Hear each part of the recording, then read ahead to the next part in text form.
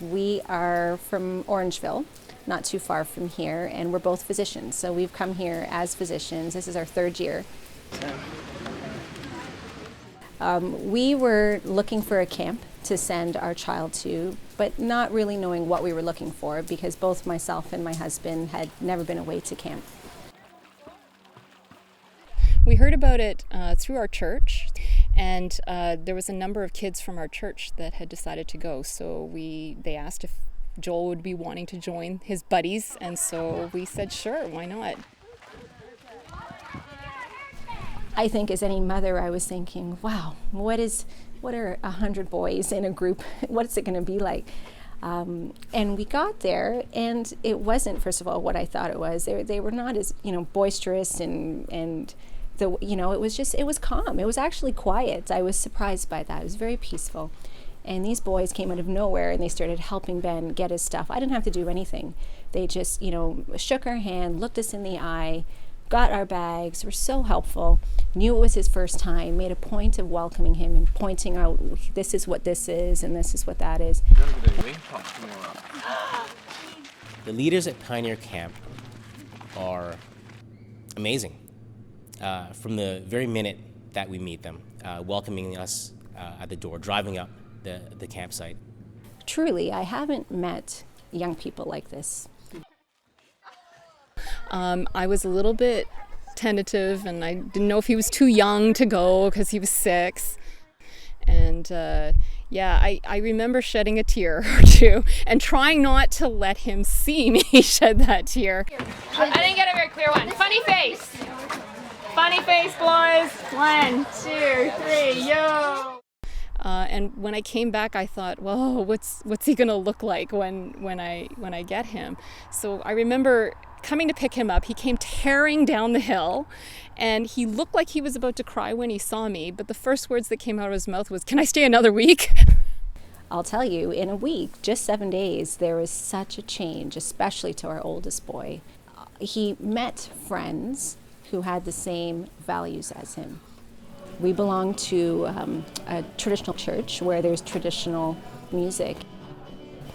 He was coming with us out of obligation, and all of a sudden he came here, and my shy kid was the one belting out the music. He loved it. It was a different way for him to pray. Culturally, for a lot of our kids,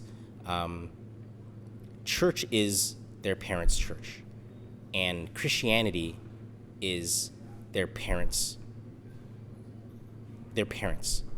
So coming to camp for me, and what I see amongst a lot of the young people, is seeing faith real for the first time, separated from their parents.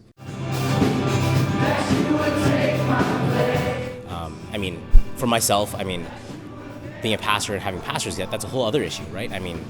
I want this faith to be theirs, not because it's their daddy's job or whatever it is. So how do we make it real for them in a way that doesn't have to involve the church, but complements what the church is doing?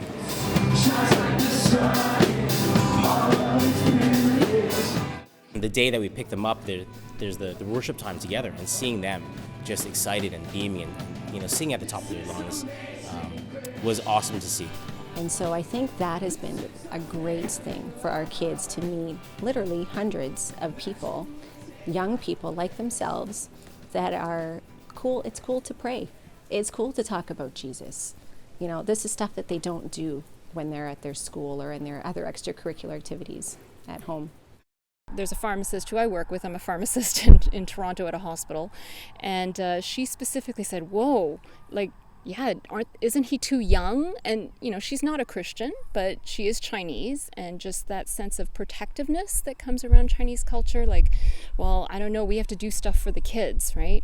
And I think that's inherent in the Chinese culture, that we are doing things for the kids, whereas here, you're letting them go and learn and figure it out on their own. So it's fostering that sense of independence, and it's safe. As we've canvassed the young adult population and the exit from Christian faith and participation in church, we find that among young adults who have kept on with their Christian faith and who have remained vital in their church communities, 59% of them say it's that overnight summer camps was an important part of their experience.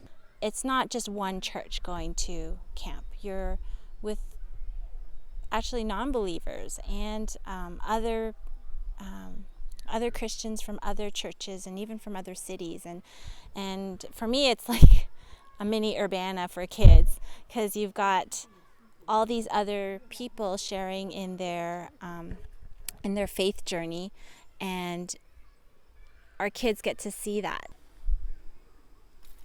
How do we help our families grow their kids in faith is a huge weekly problem for us, and children's ministry on its own has its struggles, and yet we all know the end game. The end game is, how do we raise kids who know God in a real way?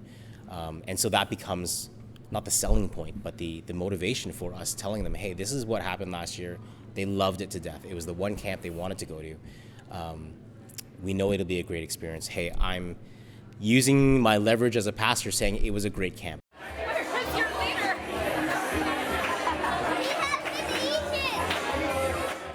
I became a follower of Jesus my first semester being at university. And I did know that for me to go to camp, to 1 week of camp, was absolutely priority. The programs are good. The children will have a fun time, but they will learn and grow and really come into their own in terms of their relationship with God, confidence in being with other children, confidence in really being leaders, at whatever age they are.